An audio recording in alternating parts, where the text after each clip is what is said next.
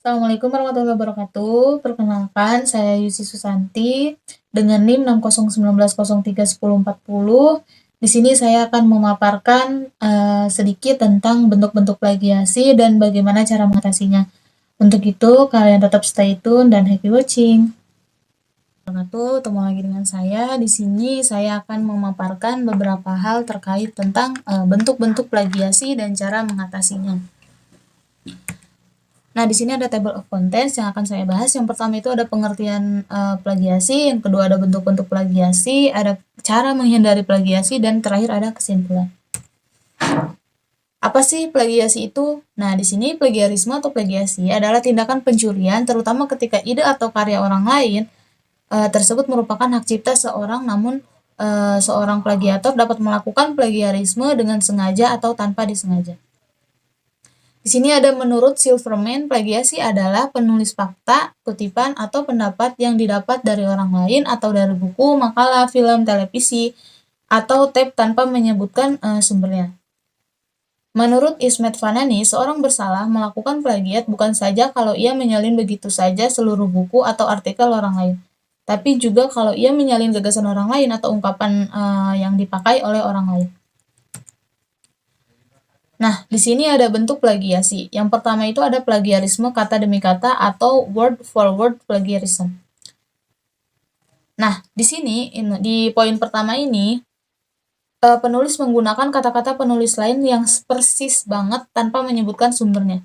Jadi dia itu mengutip dengan sangat persis ya, maksudnya sama banget kayak penulis atau pengarang aslinya, tapi dia tidak mencantumkan tidak menyebutkan sumbernya. Jadi orang lain yang melihat itu pasti mengira itu adalah karyanya atau hasil kutipannya gitu. Nah, yang kedua itu ada plagiarisme atas sumber atau plagiarism of search. Nah, di sini penulis menggunakan gagasan orang lain tanpa memberikan pengakuan yang cukup atau tanpa menyebutkan sumbernya secara jelas. Maksudnya di sini adalah penulis itu mengambil gagasan orang lain. Jadi dia mengambil atau menulis karya orang lain dan mengakui bahwa itu adalah karyanya sendiri gitu. Dan itu nggak boleh ya sebenarnya, karena kan orang lain udah capek-capek mikir segala macem, tapi kalian sendiri mengakui dan bahkan tidak mencantumkan sumbernya secara jelas atau tidak menyebutkan sumbernya gitu. Nah, poin ketiga ini ada plagiarisme kepengarangan atau plagiarism of authorship. Ini lebih parah karena di sini penulis mengakui sebagai pengarang karya tulis karya orang lain. Parah banget gak sih? Jadi di sini tuh penulis mengakui, bukan lagi menyebutkan, bukan lagi tanpa menyebutkan, bukan lagi penulis sebenarnya nggak dicantumkan, tapi ini langsung diakui oleh orang lain gitu. Padahal dia tidak ada sangkut pautnya dengan karya tulis yang dibuat oleh penulis gitu, tapi dia mengakui itu adalah hasil karyanya sendiri gitu. Nah, yang keempat ini ada self plagiarism. Nah, di sini termasuk dalam tipe adalah penulis mempublikasikan satu artikel pada satu redaksi publikasi dan mendaur ulang karya tulis atau karya ilmiah.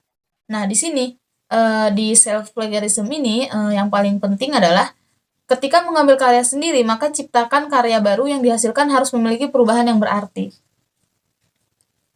Gitu. Sehingga pembaca akan memperoleh hal baru yang benar-benar penulis tuangkan pada karya tulis yang menggunakan karya lama. Jadi sebisa mungkin kalian harus memperbarui ya, memperbarui artikel atau apa ya, seperti karyanya yang dulu itu dirubah lah menjadi variasi yang lebih baru gitu. Buat sehingga apa ya, pembacanya itu enggak apa ya, punya punya feel yang baru gitu, enggak tertuju pada karya yang lamanya gitu.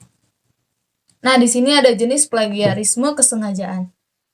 Yang pertama ada plagiat sengaja. Namanya udah sengaja ya, berarti emang parah banget sih. Plagiat sengaja. Jenis plagiarisme ini ditunjukkan dengan melakukan secara sadar, menggunakan, meminjam, menjiplak karya orang lain baik berupa ide, gagasan, kalimat, dan teori tanpa mencantumkan sumber referensi. Udah sadar ya di sini ya, plagiarismenya dia plagiatnya secara sadar. Dia menjiplak hasil karya orang lain. Bayangin, orang lain udah mengorbankan waktu tidur mungkin, mengorbankan waktu sampingan kerjanya untuk menulis sebuah karya, tapi tiba-tiba kalian plagiatin gitu aja gitu, plagiatin dengan secara sadar.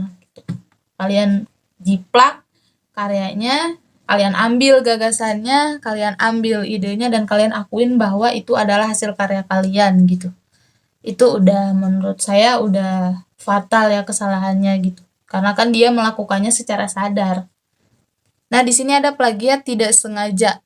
Jenis plagiarisme ini dilakukan saat seseorang tidak sengaja menggunakan, meminjam, menjiplak karya orang lain karena kurangnya pemahaman seseorang tersebut dalam mengutip. Maksudnya di sini kalian nih, misal kalian nulis, padahal kalian nih nggak menjiplak gitu, tapi kalian bisa jadi plagiat tidak sengaja karena mungkin ada tulisannya yang sama atau mungkin ada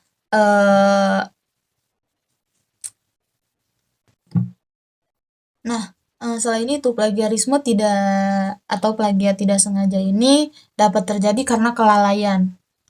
Tapi bukan hanya karena kelalaian, tetap aja ya itu akan berakibat fatal. Contohnya kayak melakukan parafrase satu kalimat dengan serampang hanya dengan mengganti kata-kata tanpa mengubah struktur kalimat atau sebaliknya. Atau bahkan mungkin kalian menulis suatu kalimat yang tidak sengaja bahkan, tapi ada gitu, ada artikel yang sama banget kayak gitu tulisannya gitu. Itu bisa bisa disebut dengan plagiat ya.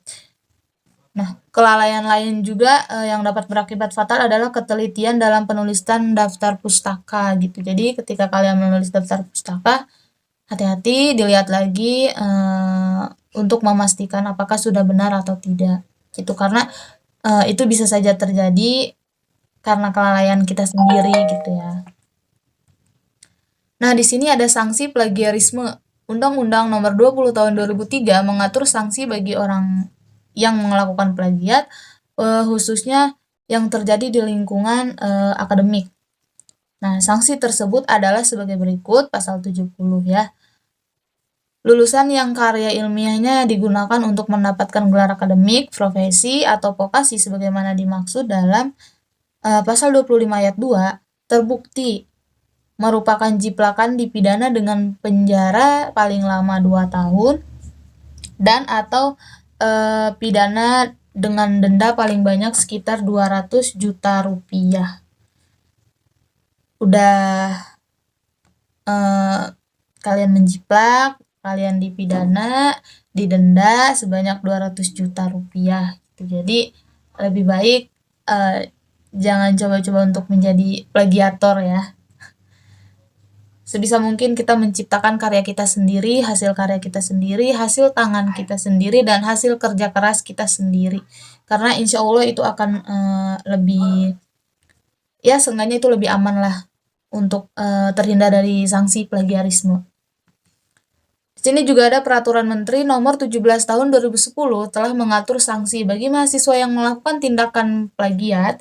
Jika terbukti melakukan plagiasi, maka seorang mahasiswa akan memperoleh sanksi sebagai berikut. Yang pertama pastinya mendapatkan teguran, peringatan tertulis maupun tidak tertulis ya. Terus ada penundaan pemberian sebagian hak mahasiswa, terus ada pembatalan nilai, serta pemberhentian dengan hormat dari status sebagai mahasiswa. Pemberhentian ya, artinya kita diberhentikan gitu. Pemberhentian tidak hormat dengan tidak hormat dari status sebagai mahasiswa.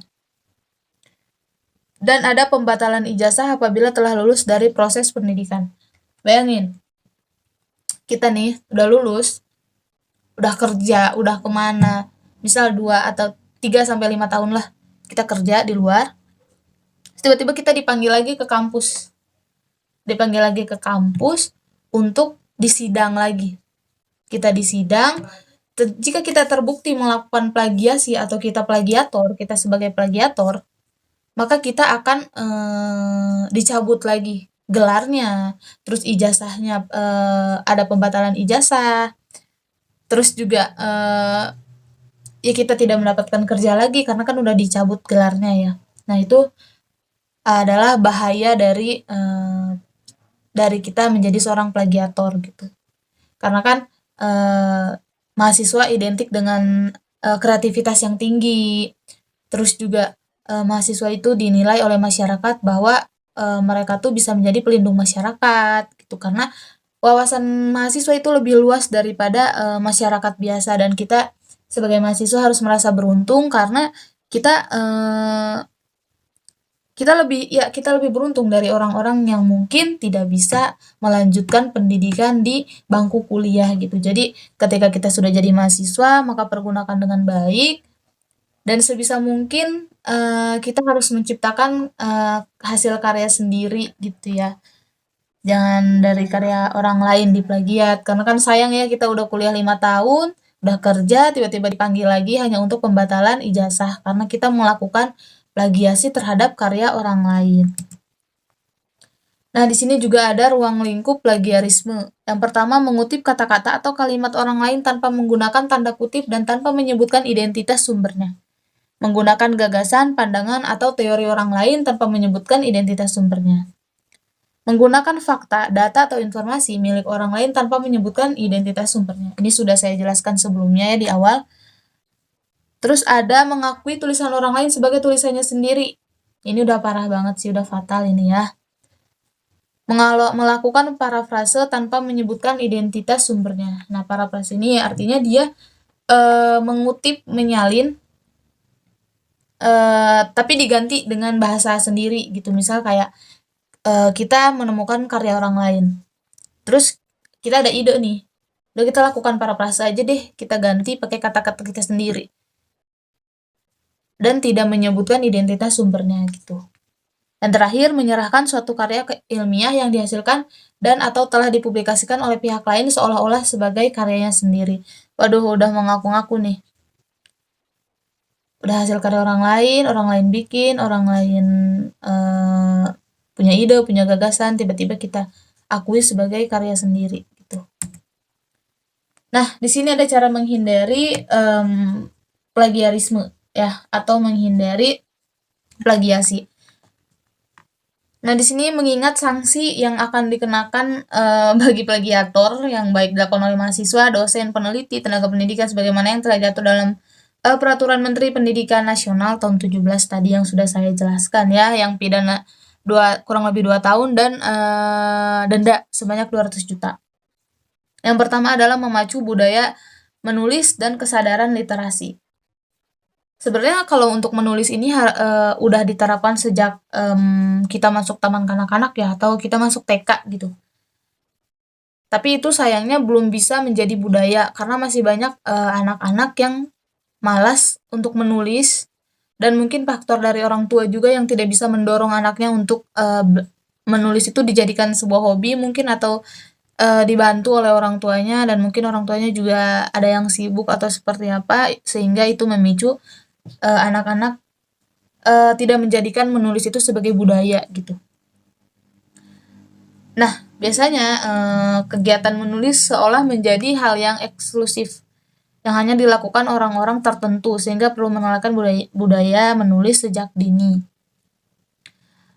Tapi selain itu juga biasanya menulis juga harus diimbangi dengan kesadaran literasi atau membaca yang baik gitu. Dengan adanya budaya literasi yang baik, diharapkan akan muncul kesadaran untuk menghargai karya orang lain sehingga dia tidak menjadi plagiator atas karya orang lain gitu. Atau mungkin menghargai karya orang lain dengan mencantumkan sumber tulisan sesuai pedoman yang ada. Seperti itu. Yang kedua ada sosialisasi tentang plagiarisme.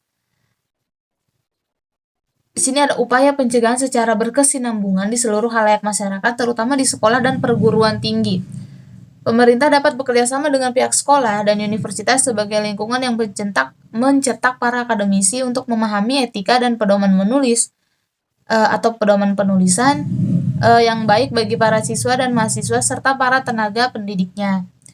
Yang ketiga itu ada menciptakan iklim akademik yang sehat. Nah, apa maksudnya?